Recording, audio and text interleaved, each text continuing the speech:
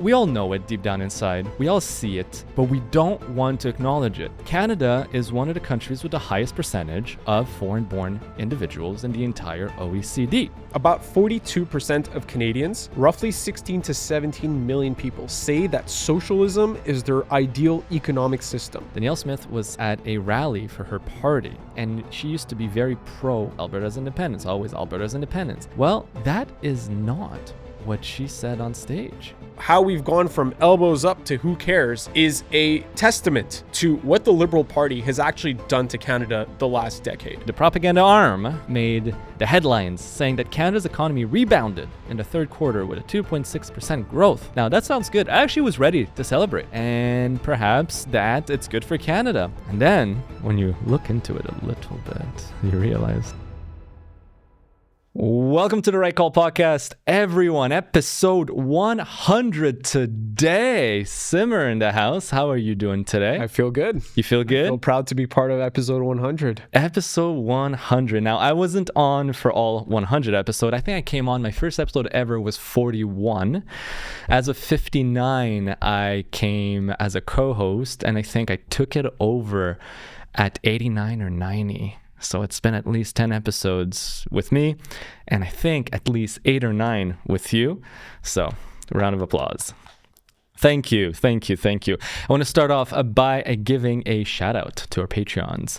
Tim, Sylvie, Pierre, Celine, and Aaron. Aaron is an all-star contributor. There we go. The Francais is coming out. I just have to say thank you to Aaron. He's really, like, he came on board and he's supporting us. Amazing guy. I love that. He did not want praise, but I'm giving him praise nonetheless. So today for episode 100, we're going to be talking about a few things. I know you were preparing some talking points here. There's a couple little things I want to go over. First, I want to talk some more about immigration. It's a huge topic. People are talking about immigration left and right.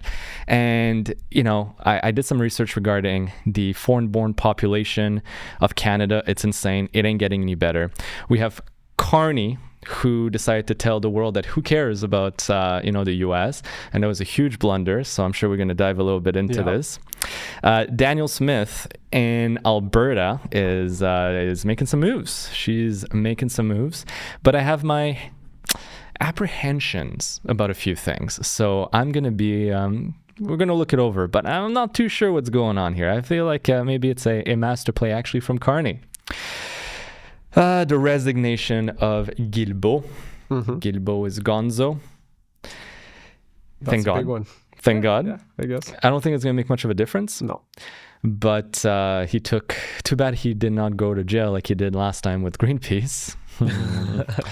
You know, have you seen that picture, right, of him in jail or being... climbing the CN Tower. Yeah, he got arrested. He was in a jumpsuit. What a fucking clown. Anyway. State of liberal politics. Well, yeah. Temporary foreign workers. That's a huge thing. So we're going to be on the topic of, immigration. So the TFW program, huge abuse. And I wanted to dive a little bit into why companies here use them so much. And there's a study that came out. We will touch on the Gripen. I know we spoke about it a couple of weeks ago, but it's just so funny because it pisses off liberals so much to have a bit of logic. So we're going to touch on the Gripen one last time.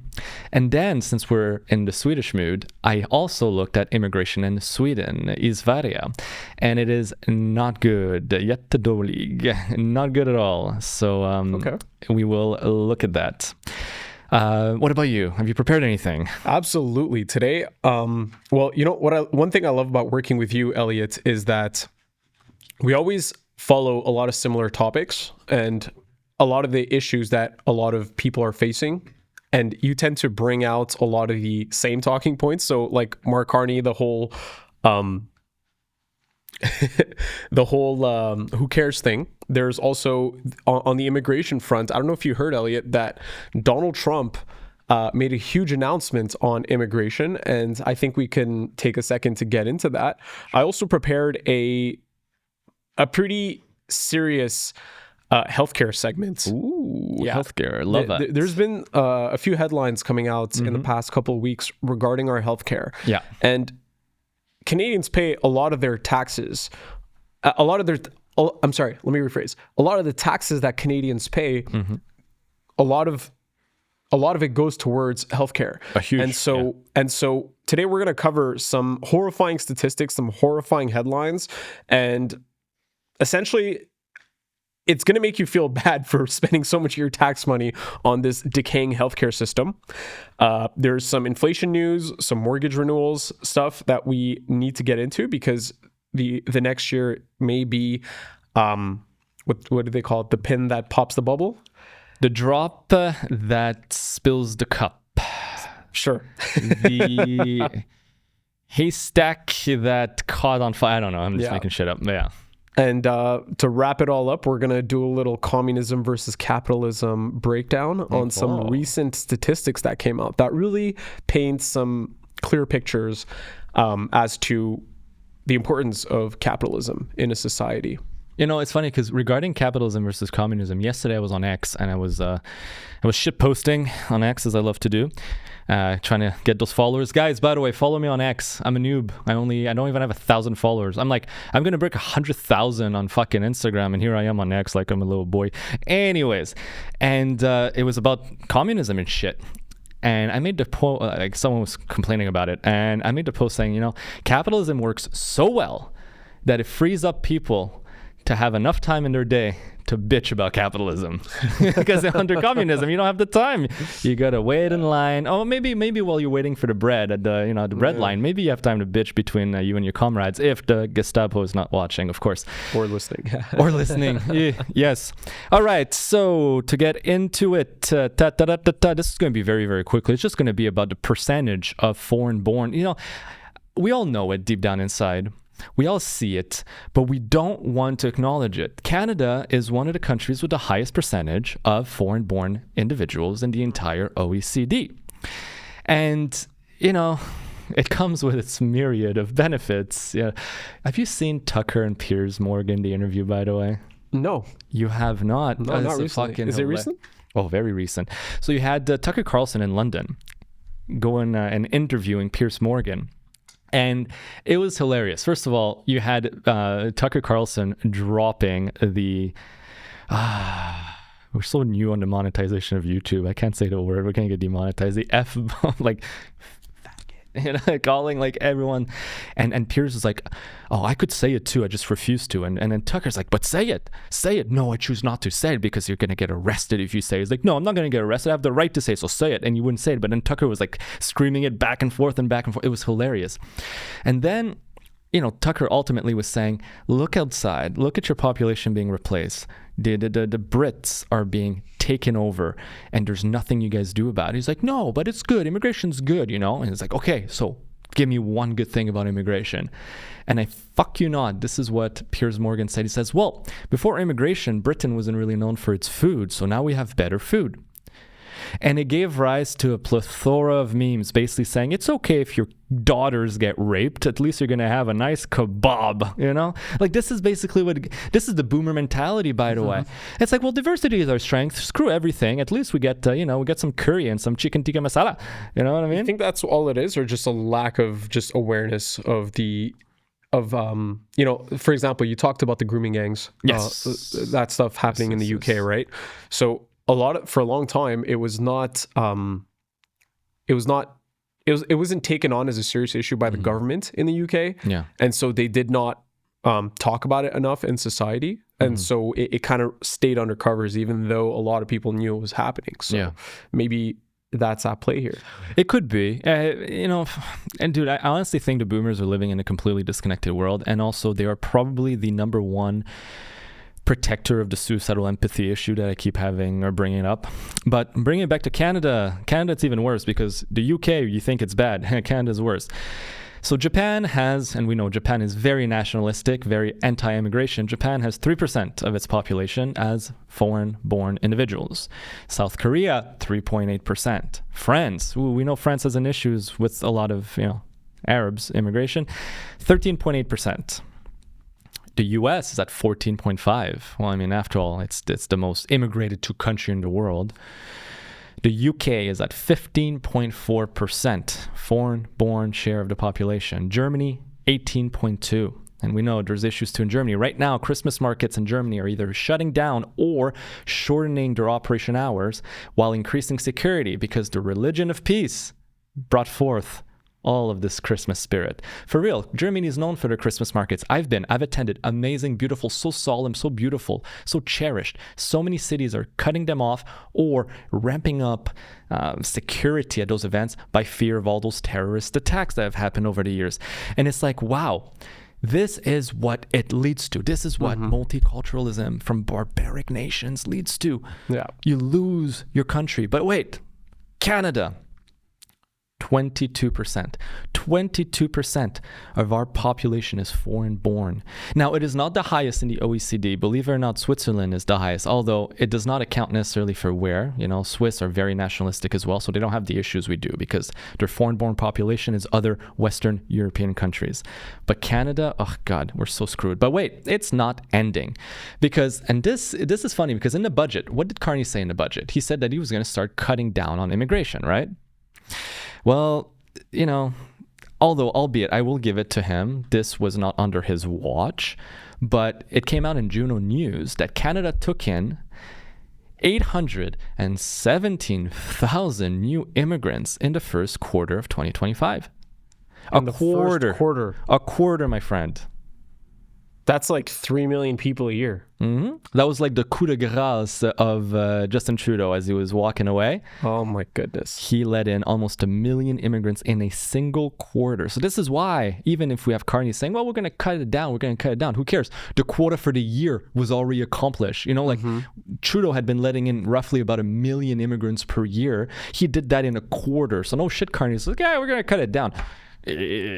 Sure, you're not really cutting it down. It's wild. And it's significantly affected Canadian lives, right? When you consider something like healthcare. Today I prepared a segment on healthcare. And I don't know when's the perfect time to get into it, but get into it. All right, let's go because this ties into it. A lot of this migration affects our public services, right? And so some horrible statistics have been coming out regarding healthcare, and I would love to get right into it. All right. So 500,000 Canadians left emergency rooms because it took too long last year. Okay.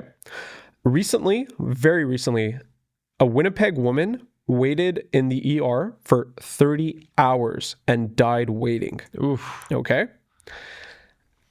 23,000 Canadians died on medical waitlists for surgeries. Hold on a second. I want to make sure before I speak, it's the correct year. Yeah, last year. Okay, 23,000 Canadians died waiting for surgery last year. To put this into contrast, okay, Liberals love to say how COVID was the biggest existential threat to Canada, right? So what I did was I essentially segmented and tried to figure out and break it down by year. How many people died in COVID in a year? Because if 23,000 Canadians died waiting for surgeries last year, you can compare that to the peak of COVID. We had 19,716 deaths in Canada. Yeah. Okay, so more people died waiting for surgery in Canada than actually died from COVID during its peak year. And you talk about the media hysteria that was surrounding COVID, but the lack of concern that the Liberals have put towards this healthcare crisis.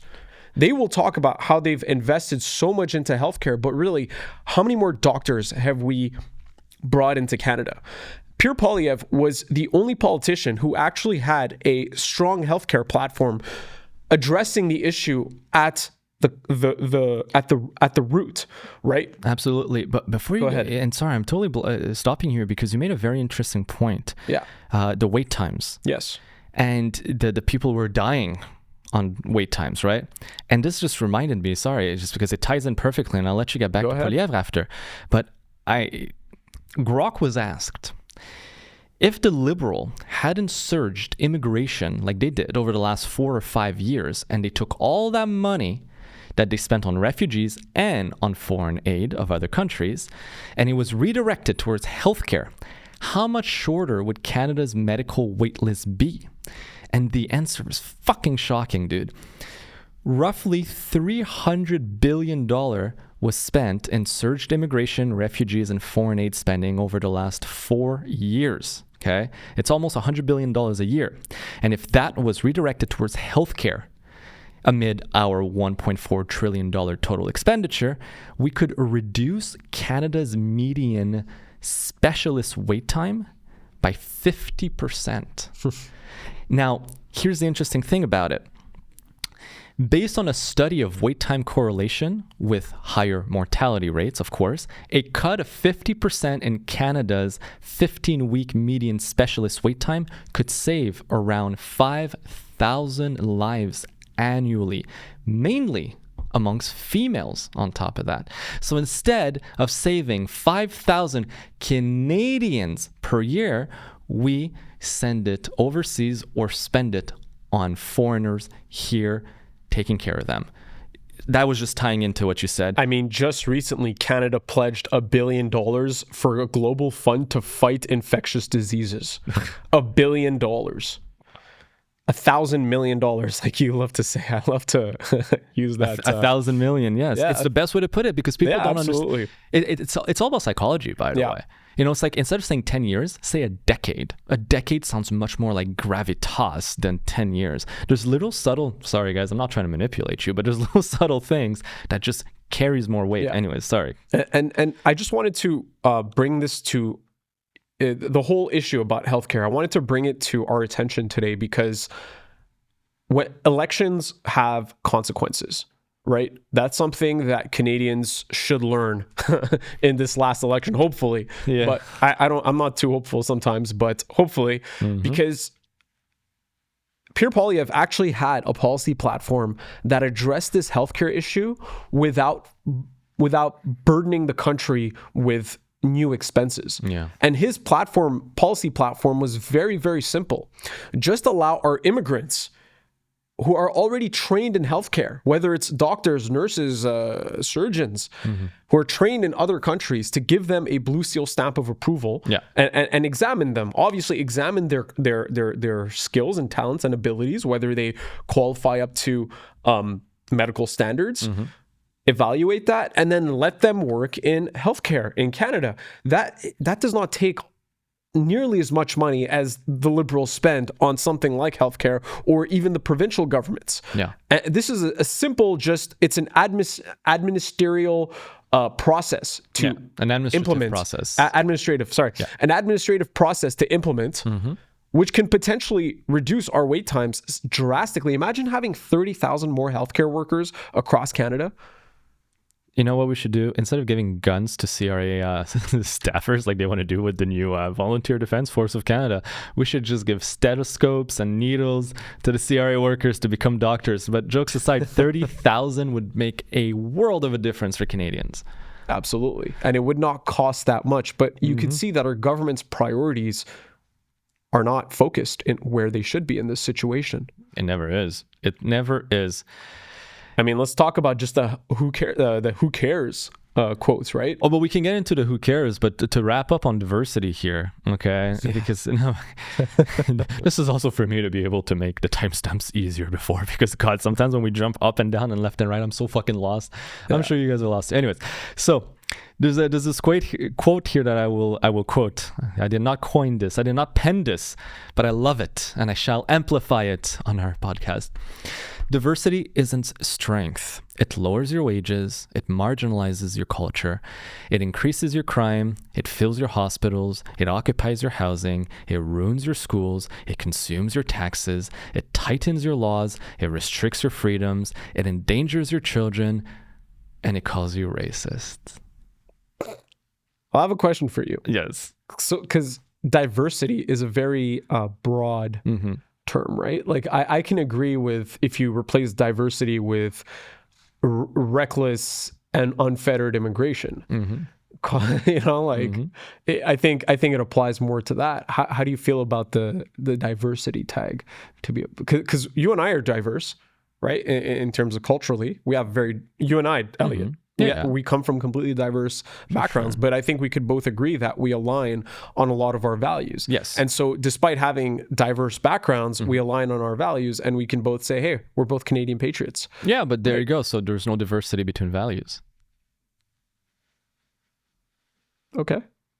Because diversity can sometimes be broadened into like culture, religion, all this stuff, but I mean, right? like, look, nobody's going to be a copy paste of everything, right? Like, for example, you like your chicken wings with, I don't know, fucking honey garlic, and I like them spicy, like a fucking, like a loco coco, Sure, those can be preferences. Culture is, to an extent, there's a level of moral ideals behind it. And as long as you have that core tenets that are eye to eye, I wouldn't call that diversity, Fair enough. So, plus at the same time too, it's that, like, that's another big reason I really strongly believe also in nationalism, even to a certain ethnic degree, which is, the Overton window is moving. I can start talking a little bit about that. Is that the reality is, the beautiful thing that separates us, exactly like the fact that you come from a different background, we share the same kind of moral ethos, which makes us compatible and great friends. But nonetheless, you come from an Indian background, I come from a French-Canadian background. And the reality is that, like, in 100 years from now, if you continue with this mass globalization, multiculturalism, melting pot theory, your background won't exist anymore, my background won't exist anymore. And I find that's a net loss for civilization, for society, for humankind. Well, for cultural values, right? Because we derive our values from our ancestors, from the people that came before us, even though they may have been flawed in their own views, but they lived in a completely different environment. However, there are tried and true morals and strategies for survival in life and growth and prosperity. And, we take for granted all this amazing life that we have, where we have running water and electricity and all this stuff. And if we don't align culturally on the system that made these great inventions possible, that really improve the quality of human life, if we cannot align on our values that bring a culture like that forth, well, then there's a discord. Absolutely. Right? Running water is important, except for Flint, Michigan. Sorry, guys. Okay, moving on. Carney's Who Cares? Yeah. Who cares? So Carney was at the G20 summit in Johannesburg, and he was asked a question about when did he last speak with U.S. President Donald Trump about the tariffs that are affecting every Canadian and crippling our economy. Something perhaps that could be considered important, especially in the job of a prime minister. And his response was unequivocal, and it was a snappy kind of like bite back at the journalist. And he says, "Who cares?" What? Sorry, Mr. Prime Minister, who cares? I do. He does. And as a matter of fact, I venture to say that most Canadians also do. Perhaps you don't, because it makes you look incompetent and weak and like a horrible negotiator, even though you promised yourself to be the best. But Canadians care. And I think that was, it's easy to put a front, and most politicians do. They have this mask that they wear. But sometimes, when they're tired, perhaps after international flights and lots of meetings, that mask kind of comes off, and you get to see the true identity of the individual. And this is, by the way, I've been saying it since the start. I have insiders in the government, and they've told me that Mark Carney is an incredibly arrogant, self-centered. He thinks he and only he has the answers for things. He wants yes men around him. He doesn't want to get pushed back. And a reaction like that is so arrogant in its nature shows, I think, his true character. Well, something I would tell Mark Carney, for him to say something like, "Who cares?" Well, Mr. Prime Minister, our trade relationship with the United States of America is close to 70 to 80% of our entire trade with any country. There is no country that comes close to our relationship with the United States. So for you to say "who cares" to people that rely on this trade relationship, to whether it's business owners or employees of those businesses who rely on our trade relationship with the United States, the fact that your main election campaign promise, which was to resolve our relationship with the United States, has still not been met. And how we've gone from elbows up to "who cares" is a testament to what the Liberal Party has actually done to Canada the last decade, and how it clearly shows that this new Liberal Party is no different and potentially even worse than the Trudeau Liberals. Oh, they're worse. They're worse. And for the benefit of the viewers, by the way, we're just going to play the clip real quick because you got to see just the arrogance in his response. It's literally 3 seconds. We're going to put the volume up though, baby. All right, there you go. Ready, set, go. Last question, Frank, sorry. Who cares? I mean, it's a detail. It's a detail. I spoke to him. I'll speak to him again. There you go. Just who cares? It's so dismissive. And as soon as he said "who cares," you could tell that he's like, "Oh, it's a detail." He backtracks immediately. He backtracks immediately because he realizes, "Hey, I should not have said that. That's gonna bite me. So I should calm down and I should say, oh no, it's a detail. It's a detail. Don't worry. We'll talk about it." It's horrible. Not very prime ministerial of him, eh? I feel like him not in very a boardroom. statesman-like. No, for sure. But, you know, another thing too that made the rounds last week, and the Liberals and the media, the CBC, the propaganda arm, made the headlines saying that Canada's economy rebounded in the third quarter with a 2.6% growth. Now, that sounds good, and I was ready to celebrate. I actually was ready to celebrate. I was ready to say, you know what, maybe he knows best, maybe I'm a retard, and perhaps that, you know, it's good for Canada. But I had my reservations, Simmer. And then when you look into it a little bit, you realize, well, you know, the increased capital investment was actually driven by Government spending. Government capital spending. And business investment stayed flat. So nothing happened in the private sector. Once again, it's just public sector BS that's keeping Canada afloat. I mean, and there's crazy statistics coming out around inflation soaring back. So any GDP growth is being completely decimated by inflation. So let's just take a look at the soaring cost of living in Canada. Inflation on selected items over the past 6 years. Okay. Coffee is up 76.6%. Okay. Beef is up 59%. Interest on the mortgage is up 54.6%. Home insurance is up 44.9%. Pasta products, 41%. Eggs, 40.6%. Rent, 31.5%. Yes. Restaurant food, 28.5%. My landlord. Bakery products, 26.6%, and gasoline, 20.3%. This is in the last 6 years. So when you look at these numbers, this is not like, oh, these are necessities. These are absolutely vital to human survival. We're talking about especially beef. Coffee. We're talking about beef, mortgage, home insurance, pasta, eggs, rent, restaurant food. I spend money on this every single day. And to see that the cost of this has gone up an average of 40% for each in the past 6 years destroys any economic growth Canada may or may not have seen. Yep. And the reality is that at least the tracked here, the estimated growth in real GDP per expenditure for this year is only expected to reach 0.5%, which is under what the Bank of Canada had forecasted at 1%. So again, we're failing to achieve anything. Then you combine on top of that the increased inflation, which, by the way, was sold to us as transitory and temporary. Well, yeah, but the problem is the prices are not going to go down. So all that price accumulation now is, well, forever. It's there. It's not going to go down. So we're all screwed. It's insane, man. No wonder people are feeling the pinch. No wonder. You know, honestly, it's a little bit self-inflicted. Yeah, it is. It's completely self-inflicted, right? We had an opportunity this last election to at least go into a different direction. And you might say that this sounds really mean or cruel or harsh, or it's not understanding. A recent poll came out, right? About 42% of Canadians, roughly 16 to 17 million people, say that socialism is their ideal economic system. Nice. With support jumping up 50% among young adults. Roughly 58% view socialism positively, around 23 million Canadians.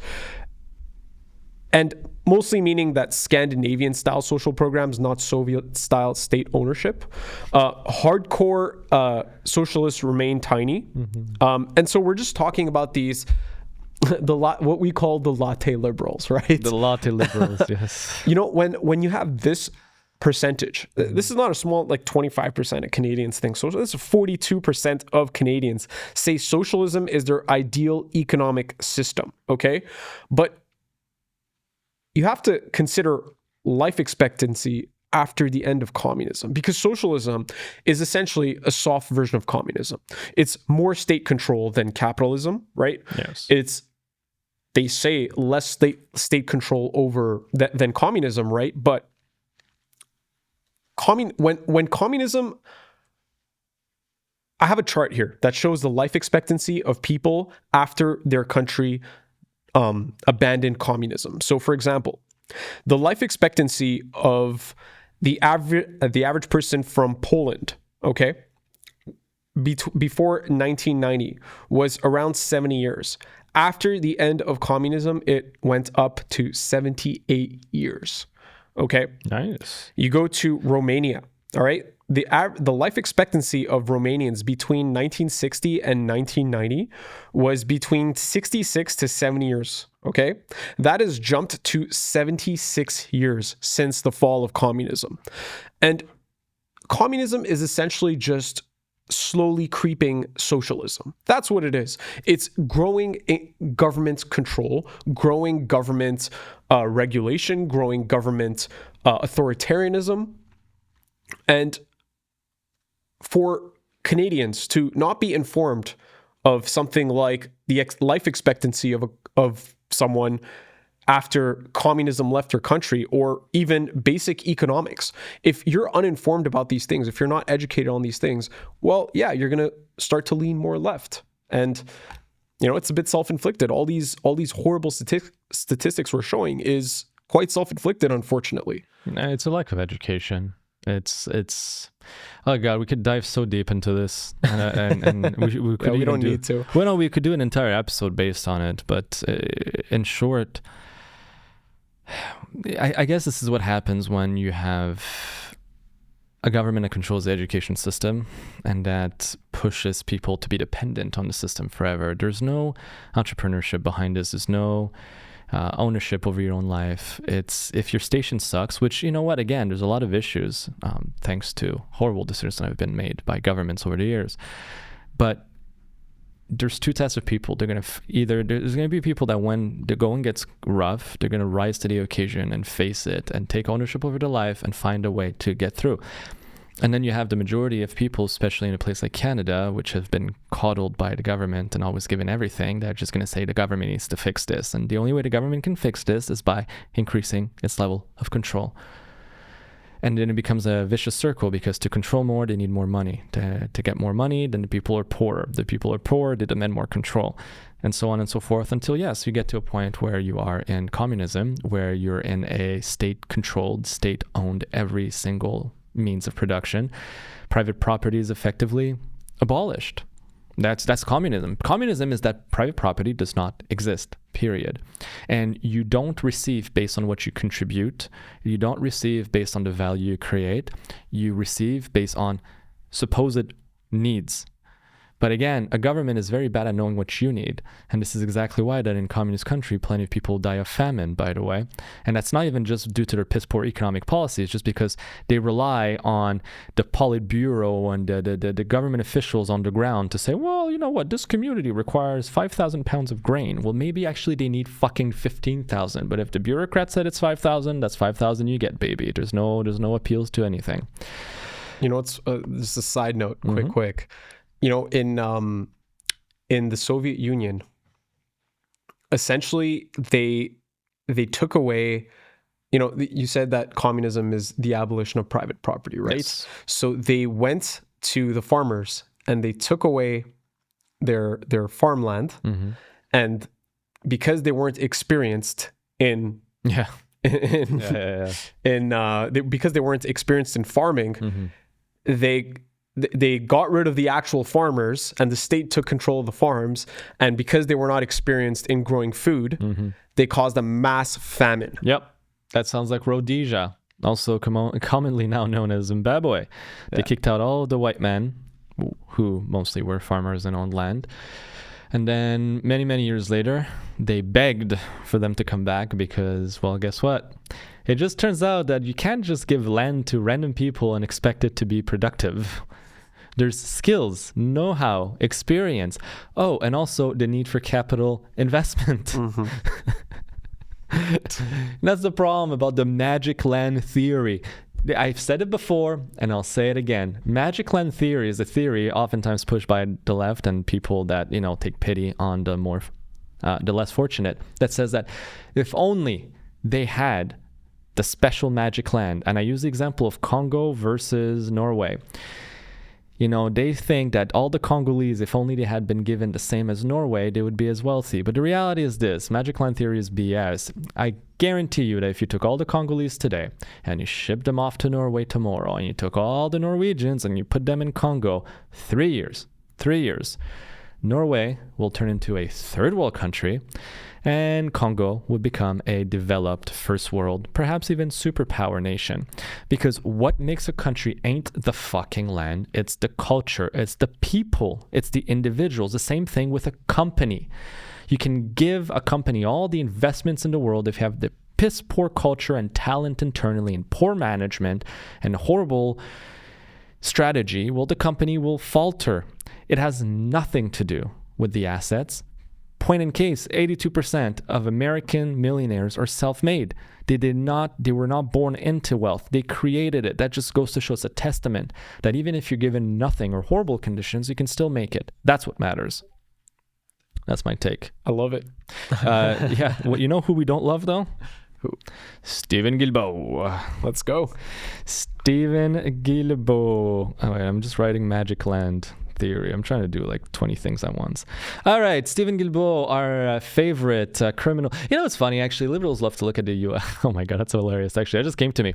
They love to look at Trump and say he's a convicted felon, even though he was actually never. Actually, you cannot call someone a felon unless they've been sentenced to a felony, which he was never. Donald Trump was actually never sentenced. So no, he's not a convicted felon.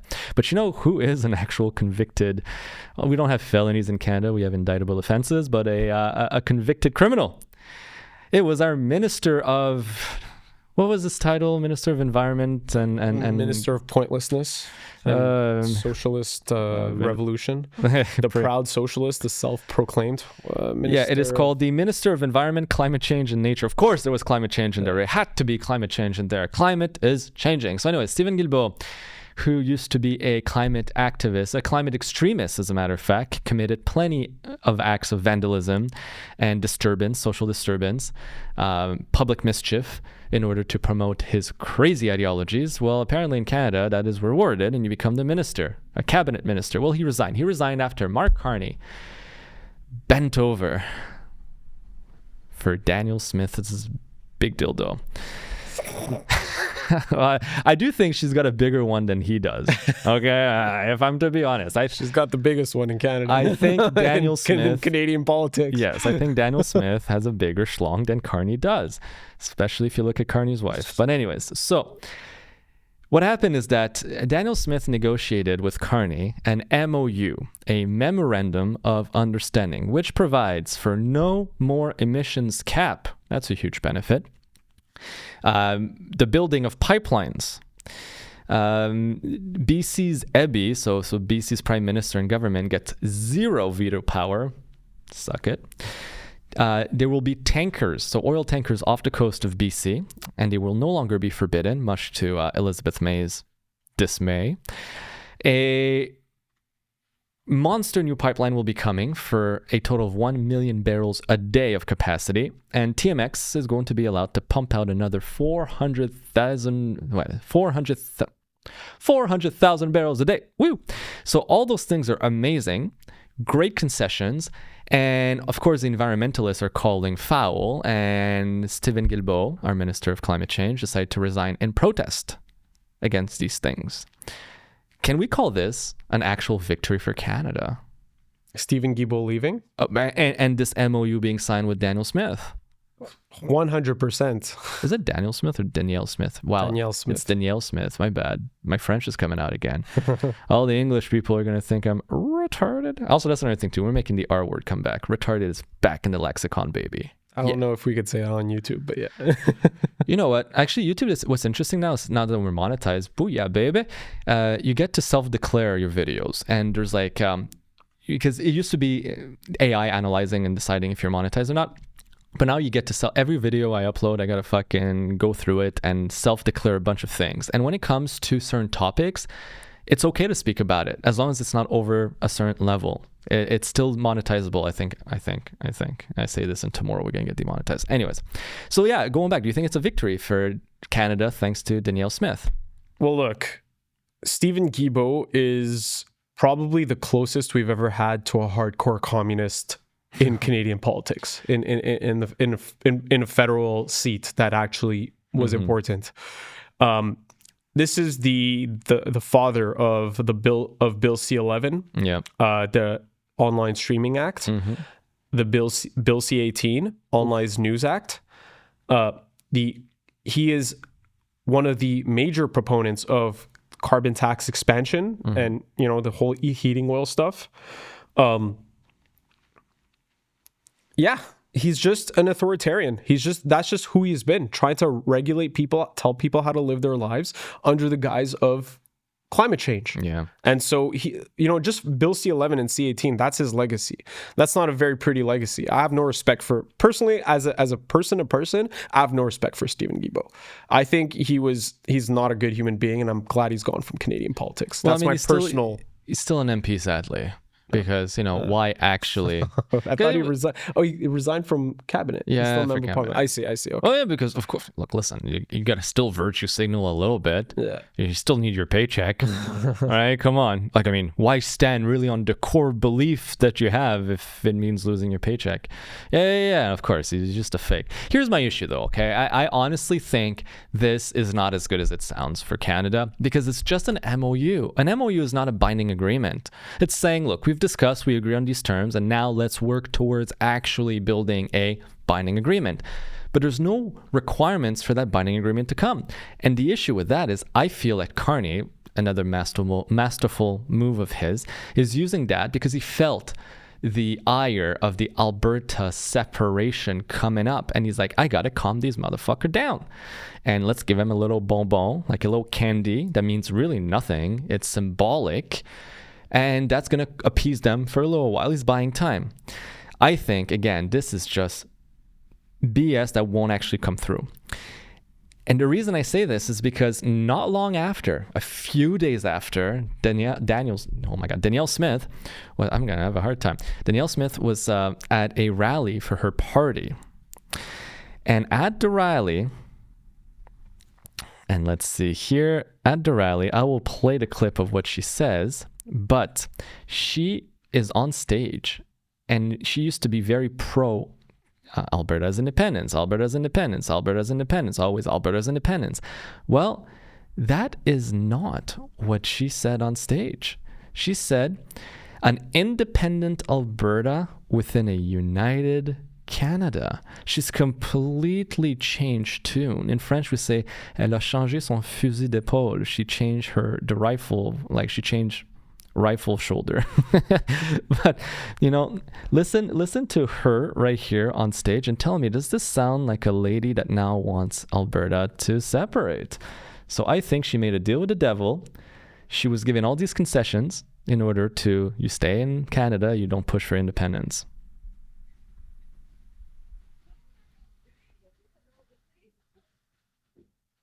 I know full well that so many of you here today have been justifiably, like me, frustrated and angry with Ottawa.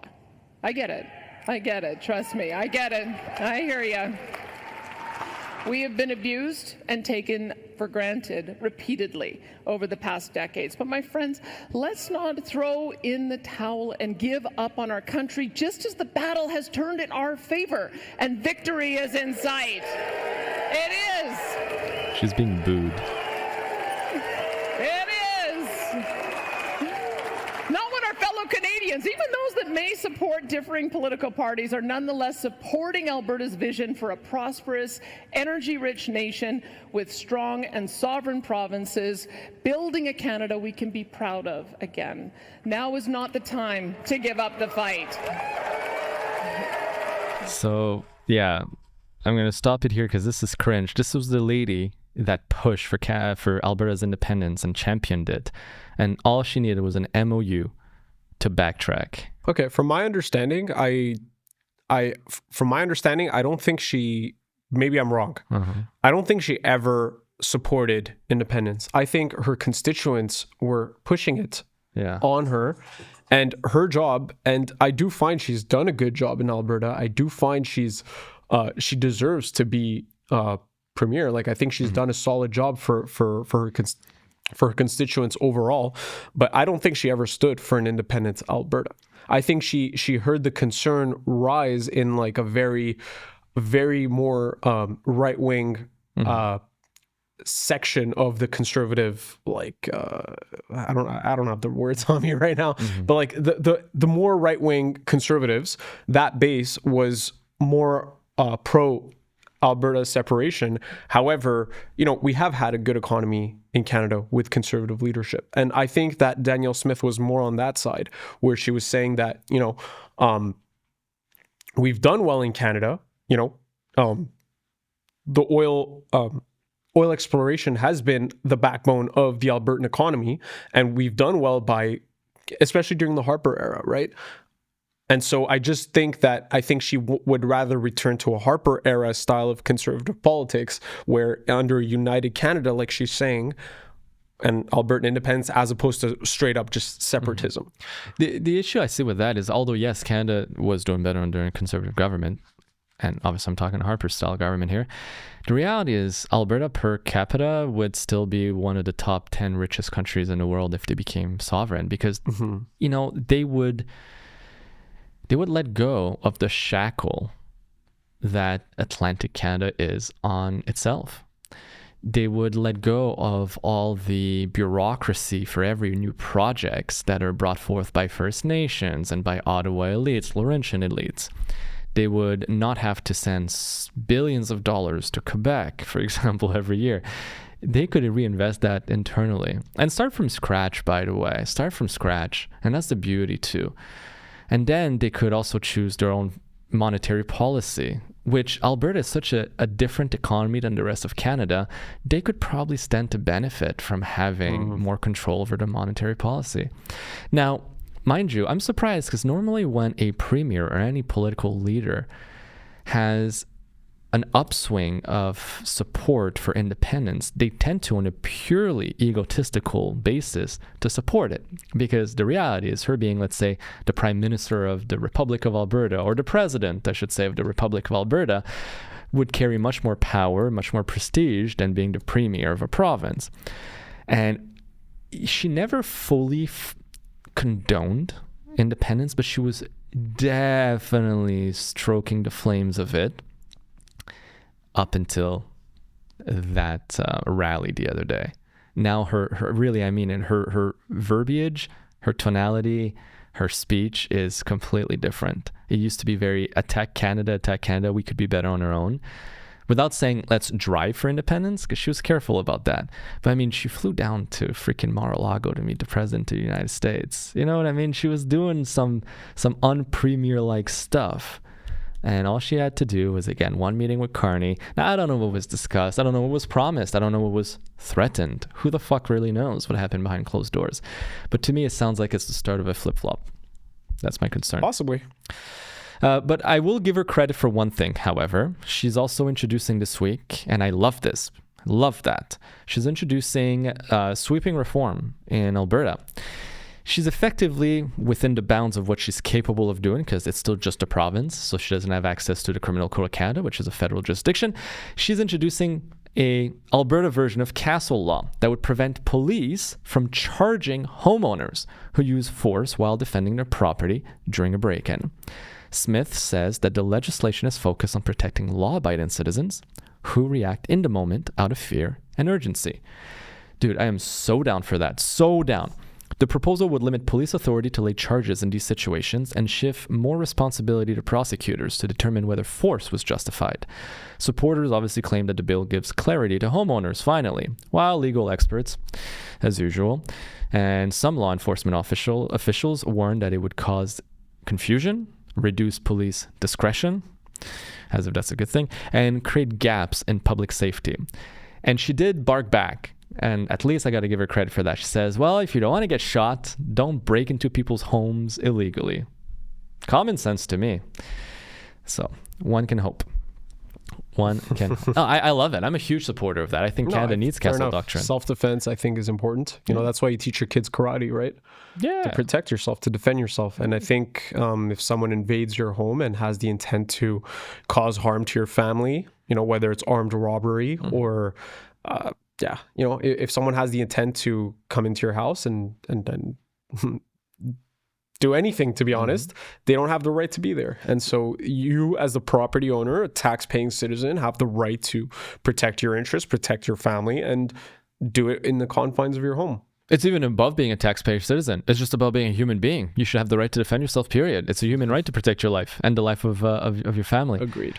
And the problem right now in Canada is that the Crown is always looking at us, was it proportional? Dude, in the heat of the moment, okay? Like imagine, like really put yourself in your shoes. Like you wake up in the middle of the night and you hear ruckus in your house and you're like half asleep.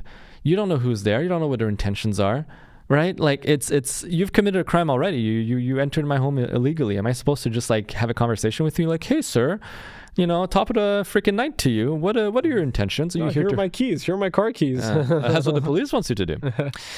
Anyways.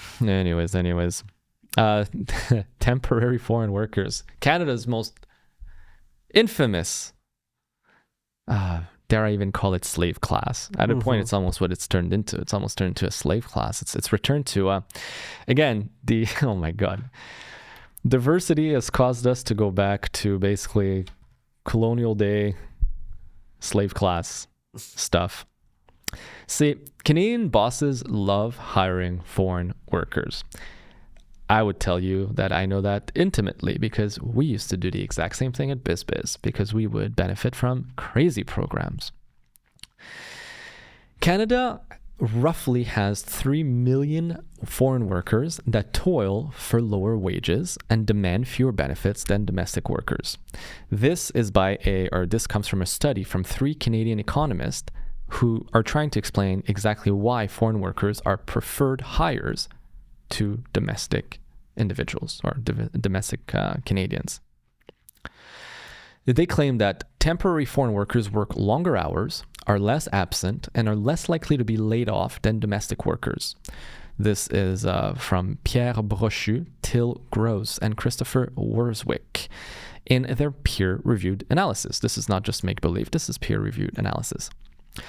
Foreign workers put out more effort for lower earnings than domestic employees, which clearly explains why. Canadian employers love this. One big reason is that they'll grind away for less than Canadians do is because they mostly come from countries with extremely low wages. So a London School of Economics study found that temporary migrants from the 11 largest developing countries, such as India, the Philippines, and Mexico, can earn more than 400% higher wages than in their home country. And that's even by snagging low-skill jobs in Canada and other Western countries. So for them, and really put yourself in their shoes, right? You're a Canadian. You really kind of know the cost of living. You know your worth. You know how much your friends and your peers are earning. You have kind of a base, a benchmark of what you should earn for a specific job. Then come Mohammed from Pakistan. I was like looking at a country here, from Pakistan, who arrives here. And he gets offered minimum wage for a job that should actually command 30% more than that. But for him, minimum wage is like, oh, this is insane. This is amazing. This is 400% more than I make at home. Yes, I take it. Thank you very much, sir. Yes, like he has no bargaining power, no desire to bargain and ask for more. He just takes it. So turns out that's a very good way to drive costs down for employers and to sadly lower the value of labor for every person. And this is exactly what they're saying, that wages for domestic workers are suppressed. Their conclusion should concern all workers. We identified the unintended consequence of the temporary foreign workers program. It lower wages for domestic workers. And it also lowers employment rates for domestic workers. The proportion of foreign workers in Canada has tripled since the Liberals were first elected. Temporary residents now account for 7.1% of the population compared to just 2.3% in 2013. Huge increase. And the proportion is the highest actually in British Columbia at 9.1%. And this, in the meantime, Canada's standards of living have significantly dropped due to these issues. And why is that? It's because, look, the reason is if companies don't have any incentive to invest into innovating and increasing their productivity, and all they can do is instead onshore foreign workers who command barely anything and are freaking exploited and work more hours and don't take days off under threat because they don't even know the laws. They're told you don't get weekends, for example. Oh, sure, sorry, I won't take weekends. Well, it fucks everyone up. So that's the big issue, man, with temporary foreign workers. Did you hear recently that CBSA lost track of 32,000 fugitives in Canada? Mostly immigrants. People that had, pretty much all. They had 32,000 deportation warrants that have not been executed, essentially. Wow. See, because the thing is, I know in Canada, we don't have we don't have immigration control. We have immigration control, but we don't have immigration control, right? So when you go to Europe, you do passport control entering and leaving. They keep track of you this way. In Canada, they use technology and they use airline manifests of passengers to see, have they come in or have they come out? But man, and it's crazy because on top of that, don't we also have the ETA system, the electronic travel authorization system? I'm not familiar with it. Well, actually, that's for visa waiver programs. So that's for tourists, actual tourists, not for migrants and asylum seekers. But you've also seen that the head of CBSA admitted that they just download an app and they do the whole process through an app. They don't even meet someone face to face. Yeah. It's a very non-existent. There's no oversight. Oh, not at all. And so you're talking about temporary foreign worker migrants driving down labor costs, right? Yep. I mean, it's one thing if the cost of labor goes down, which makes, starting businesses for younger entrepreneurs easier. It's one thing if the tax system makes sense, if if there's economic incentive to grow in the country, then lower wages can be actually a little bit better because actually it drives up production, which brings down the cost of everything else as well. However, in Canada, we are not investment friendly. No. If you need people to come in and stabilize labor costs, because hey, I would love to, let's say you start a company, right? Let's just bring it down to the average person in this conversation, okay? Yep. Let's say you and I start a business, okay? Actually, you and I are actually already in a business. We're in a business. All right. We're not, this business is not profitable as of right now. We're just doing this for political, political reasons. Well, for patriotic. No, I'm not doing it for political reasons. For patriotic reasons mostly. Yes. Because we care about our country. We want to share this message. And It's therapeutic for me, actually. It is therapeutic for me. And so we are sharing political knowledge or whatever we learn and our opinions and our experiences to essentially obviously at some point make a profit, turn this into a news media channel. Right? But that's not the main goal. The main goal is to inform Canadians. And so we would love help. I would love for an up and coming editor, for example, like a 12-year-old kid who's learning basic video editing on his laptop. It takes an Indian to talk about child exploitation. Dude, my family made me work at the age of 8 or 9, and by the time I turned 30, I had 22 years of experience. I would love to have. That's a good point. I would love to have a young kid join us. Maybe we pay him, I don't know, $20 per episode. We say, hey, come on, we'll pay you $20, and you just listen and try to edit the video and see what you can do. And maybe, hey, you're laughing, but hey, because I don't. You know what I rather? What? I rather a 18, 19, or 20-year-old, because the problem with the 12-year-old is that they're not astute, right? Sure. And I rather they come in on sweat equity basis. Sure. Right? Because take a bite, have some skin in the game, and let's fucking make it happen. So by the way, let this be a call to arms, a call to action to all them who watches. If you guys want to join the crew and partake and get some equity in this, we welcome it, right? Yes, we do. Fucking right. Now, all I'm saying is, let's say you create a job, right? You and I right now, we want to create a job, but we have no revenue that we're driving from this. So whatever we're doing is we're paying out of pocket. Yes. We pay for every episode, we pay out of pocket. Yes. And it's a net loss. Like we owe, I don't know, a few $1,000s to editors and all this stuff. And we haven't actually turned a profit yet. But hey, to make this operation worth it, to make it actually successful, we need help. Yes. And so we need people to come in at an affordable price so we can at least learn the work together. You get someone who's inexperienced and you say, hey, you can actually grow a job here. You can get a job that maybe in the future pays over $100,000 a year because you become an excellent editor. But you start from the bottom, just like me. Right now, you and I are starting from the bottom. We're two individual entrepreneurs getting together and saying, hey, let's try this project. But that's entrepreneurship, and that's the basis of capitalism, by the way. That's exactly capitalism, and this is the reason why, if this endeavor succeeds and becomes wildly profitable, we will get plenty of detractors saying, these guys, they need to get taxed more. They fail to understand it. We also took all the upfront risk, and we put all the money initially upfront. That's capitalism. This is why people who fail at capitalism want redistribution of wealth. They're just fucking losers. I mean that with all my heart, by the way. I really hate these people.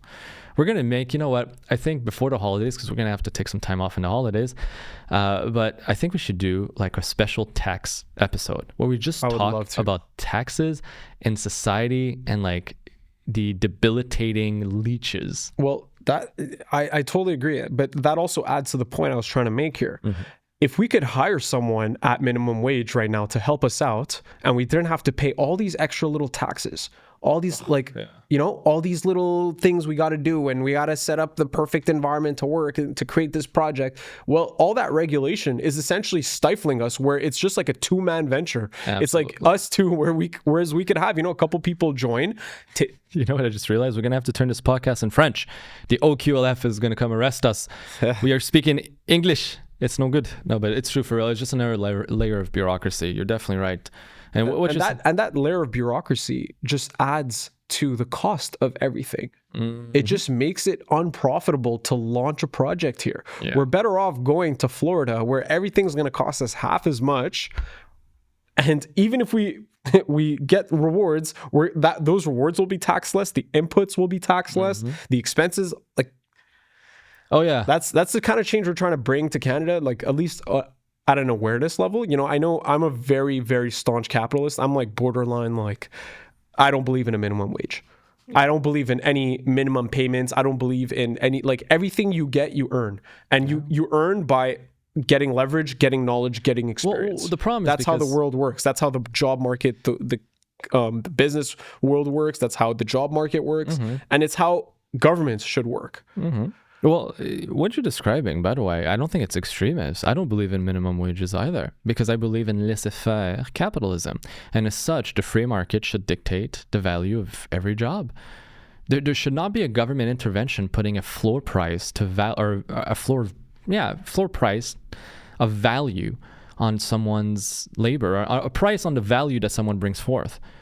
That's just a reality. Just the same way we don't put a cap on how much someone can get paid, we should not put a floor on how much they're willing to accept. Yeah, because the reality again is that maybe it actually, I think, hurts the workers and also causes inflation, because like, we need to up the minimum wage. Okay, everything else goes up in price as well. And guess what? Little fucking worker that doesn't own any asset, that means you're further away from ever owning those assets. Yep. Let's talk about more depressing shit. This is very depressing. Sweden is a sad example of the destruction that mass migration causes. I decided to dig into some things about Sweden, because Sweden is near and dear to my heart. No, for real, it is near and dear to my heart. Don't give me that look. I know you had No, we don't talk about this. We don't talk about this on a podcast. All right. So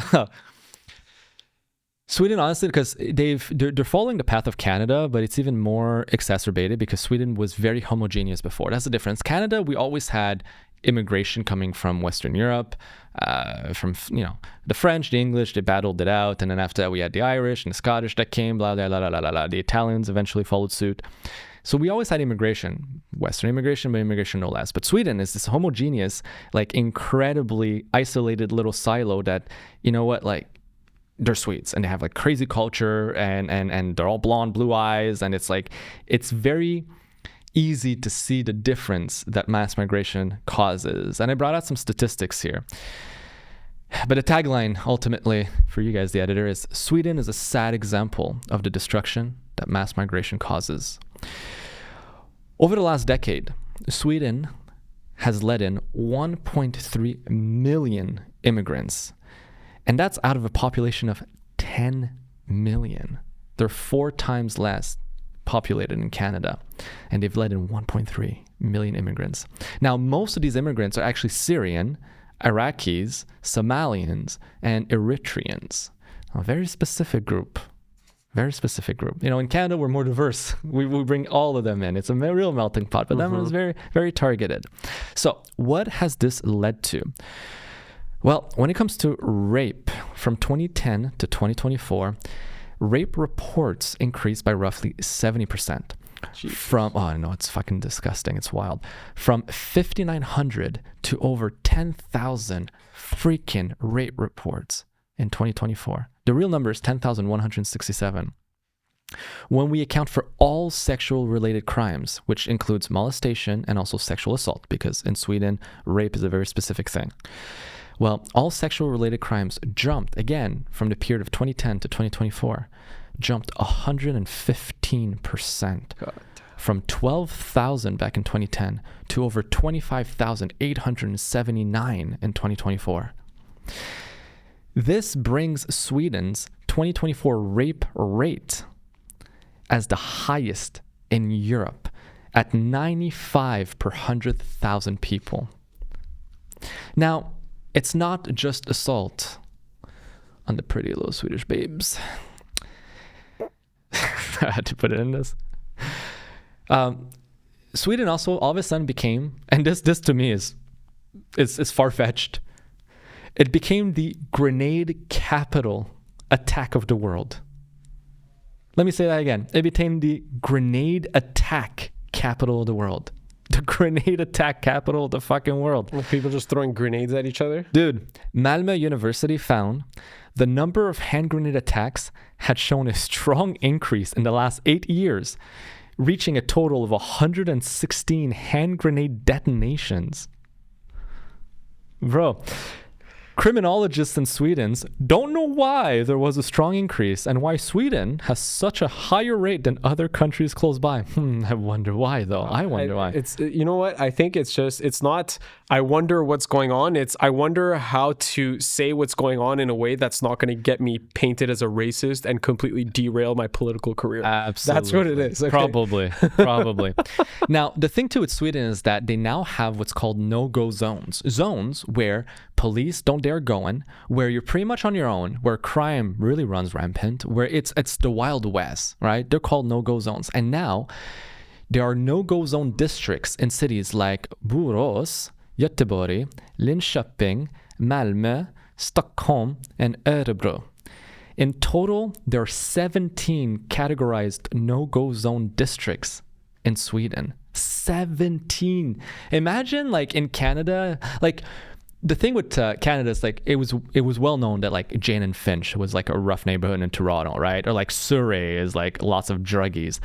But, like, no-go zones, or like in Montreal, Montréal Nord. Oh my God, I was going to call it Montréal Noir. I was actually going to slip. Sorry, Freudian slip. Anyways, but yeah, Montreal North is like a really bad zone.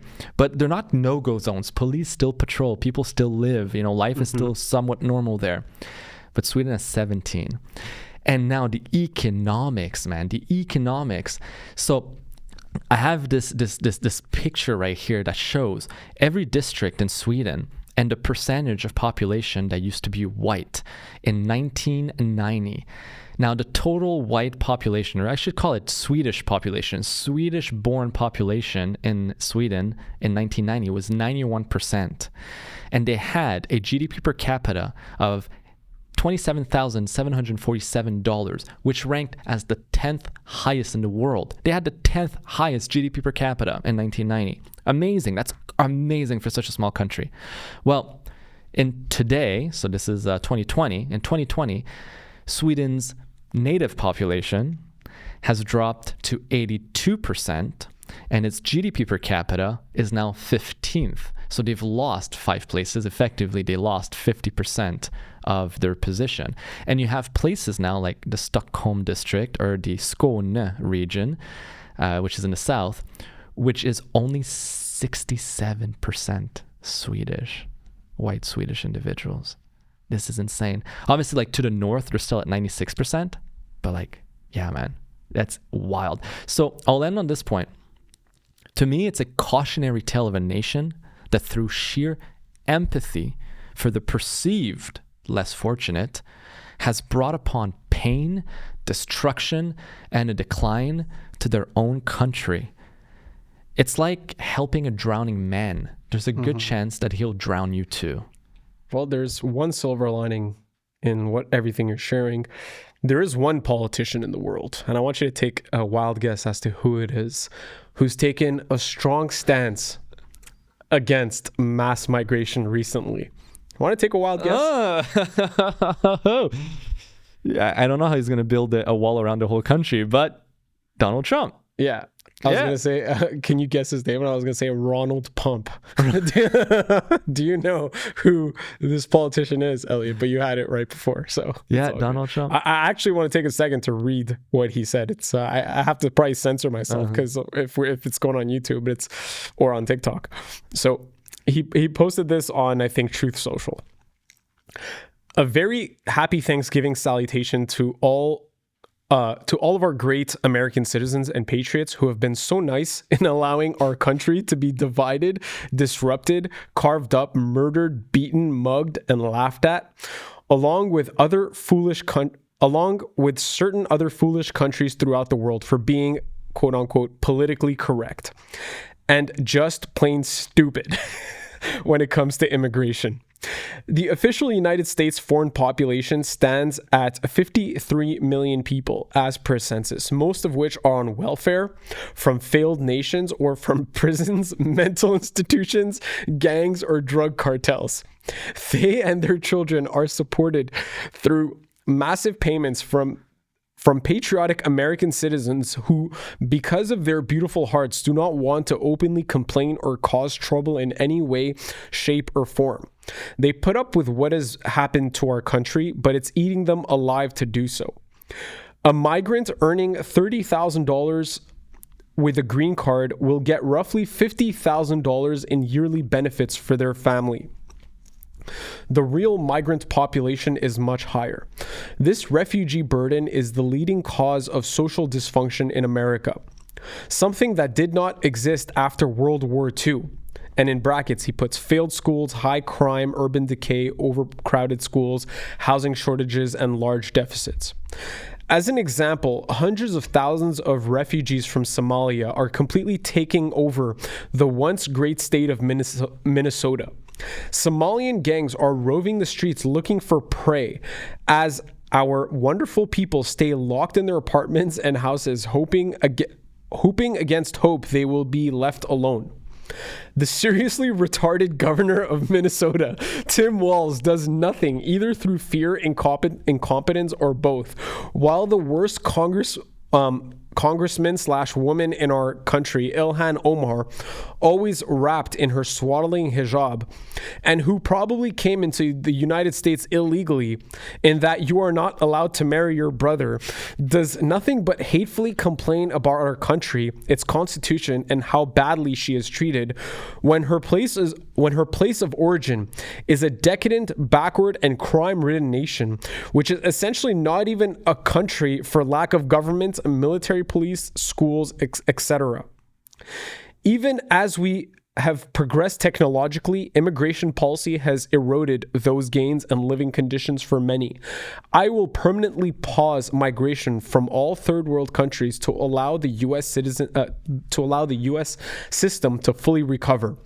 I will terminate all of the millions of Biden illegal admissions, including those signed by Sleepy Joe's auto pen, and remove anyone who is not a net asset to the United States or is incapable of loving our country.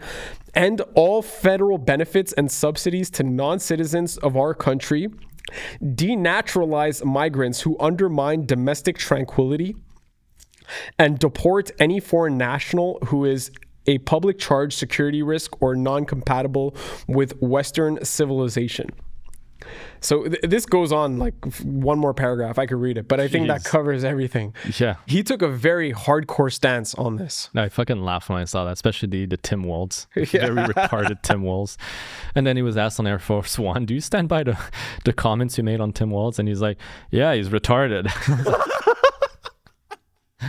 I was like, fucking, I love U.S. politics. It's the best. It's the freaking best. It's free speech. He's saying what he thinks. And you know what? You're allowed to not like it. You're allowed to say, he's an evil man. Yeah. But hey, we live in a free society. He can say whatever he wants. Get over yourself and stop getting so offended by words, these fleeting sounds. These fleeting sounds that disappear into nothingness. Yeah, I know. You know? Oh God, I love Trump. I love Trump for that. He's just he makes things so interesting.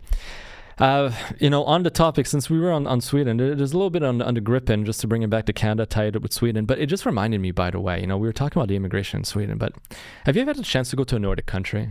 Not yet. No, I would love to. Finland, Norway, Denmark, Iceland. No, okay. Again, like the homogeneity of the countries is stark. It's like striking. And I remember when I realized that like multiculturalism was not working, because being in Canada, like we see it all the time, we're kind of used to it, a little desensitized. But like I saw just how bad it was over there. I was in the streets of Stockholm. I was around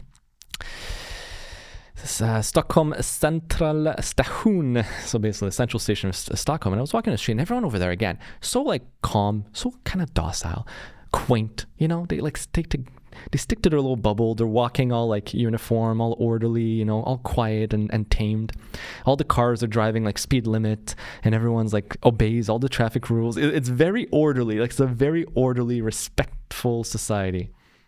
And then all of a sudden, there's this man that comes out of a kebab shop, obviously on the phone, yelling, like fucking yelling on top of his, and everyone's so quiet and like, again, very respectful of like people's space. He's there, loud, screaming. And then I look on the street, and again, all the cars are driving all quiet, and this white BMW with the windows down, blasting music. I'll let you guess who was the driver of that, and I was just like, it's the contrast makes the difference. It makes it blows at you. Not literally like the grenades in Mad Men, but it just shows it's incompatible. That's what I'm trying to say. Yeah. Those cultures are just incompatible. If you don't believe in free enterprise, free trade, free society, a peaceful society where people live in peace and harmony and accept other people's differences and contribute positively to an economy, prioritize education. Hey, it doesn't matter what country you come from, you're welcome here.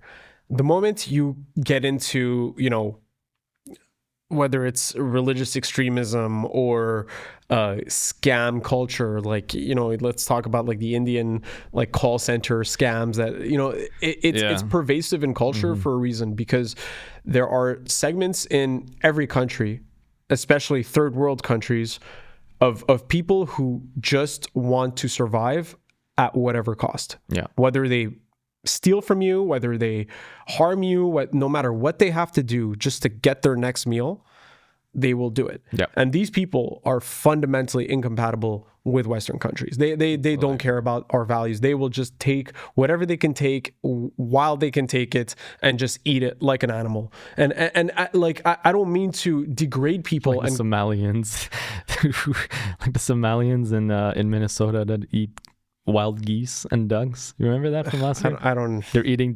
No, you haven't seen. Oh my god, that's no. But anyways, all I'm saying is they don't care about your country. They don't care about this peaceful sanctuary that you've created. You know, to the Swedes, I would say, you know, these wild immigrants, the ones that do not care about your country, do not care about your culture, will never assimilate it to it, and will probably try to destroy it and try to dominate it and take it for themselves. So time to wake up and smell the coffee. Seriously, and they have so many great things over there. Don't lose it, right? They got snus, amazing. They got RFSU, won't say what it is. They're amazing too. And köttbullar, those are the meatballs, the IKEA meatballs. Baby, they know how to do it. You don't need the diversity of the kebabs. Your meatballs are good enough already, as is. My man, what's not so good, however, coming out of Sweden is the Gripen. The fucking Gripen. The Gripen is a fighter jet that all of a sudden, out of nowhere, now Canada's conjured as the next best thing we should do in order to stick it to the US. It's always about sticking it to the US. I can't deal with it anymore. So you have to understand, we have to go back a little bit. Canada has a fighter jet called the CF-18. This is our fighter jet. And we need fighter jets in Canada because we are part of NORAD, the North America Aerospace Defense Organization or agency. It's a command, a joint command between the US and Canada that protects our country's airspace. It's great, especially when Russia tries to come in. Now, we have 2 military bases that hold together 89 CF-18s. That is the force of our Air Force in Canada. 89 fighter jets, that's it.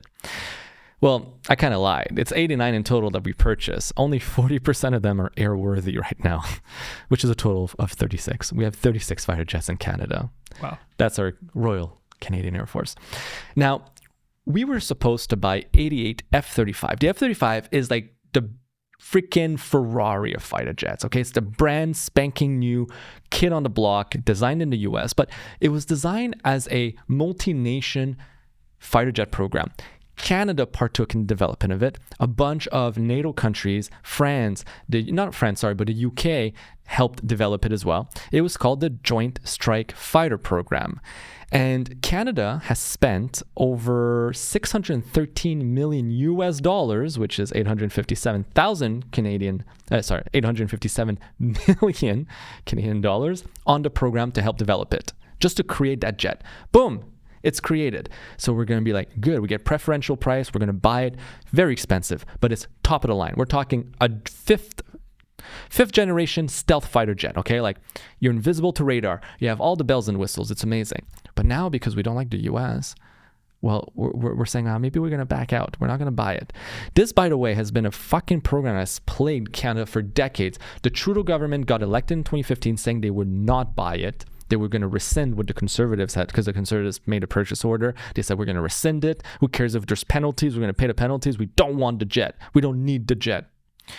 Well, it turns out that when your own fucking fighter jets are 43 years old, and because we've had them since 1982, we need new jets. They're done. They're finished. And we have 36 left. Mm-hmm. Probably 35 as of today. So we said, fine. He backtracked, Trudeau. He said, fine, we'll do the F-35. But then Carney gets into office and is like, well, America bad. CBC is obviously saying America double bad.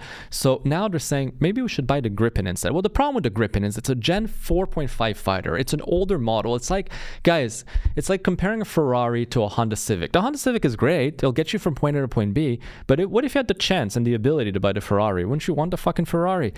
So now, on one side, you have people saying, yeah, but the US, we don't want to be dependent on them. We don't want them to like have leverage over our fighter jets. And they could program, because they're very tech advanced, so they could program a kill switch in it and turn them off if we're not nice to them. Well, guess what? The Gripen has American engines. Okay, the US could also say, fuck you, you're not getting the engines, you're not getting the Gripen. But here's the real kicker, and I'm going to end on this point, is that even CBC was forced to publish this article, which I'm sure really hurt them deep down inside, or whoever actually published it probably got fired by then. And the article says, and this is the tagline, the label of the article, F-35 beats Gripen fighter jet by a mile in a 2021 Defense Department competition. In there, they compared a bunch of ratings, a bunch of requirements on a score of 60. The total score is 60. For all these things. So mission performance, upgradability, sustainment, technical criterias, and capability delivery, whatever that means.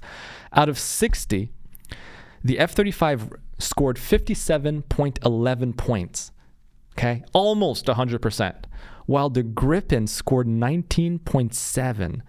That's a 95% pass rate versus a 33% failure rate, effectively. So we're at a point right now where this whole US thing is becoming so dangerous as we virtue signal our way out of buying the best possible equipment for the national defense of Canada in order to say, screw Donald Trump. It has gone, we've gone full retard. We've gone legitimately full retard. I totally agree. Anyways. I mean, the United States is our biggest ally.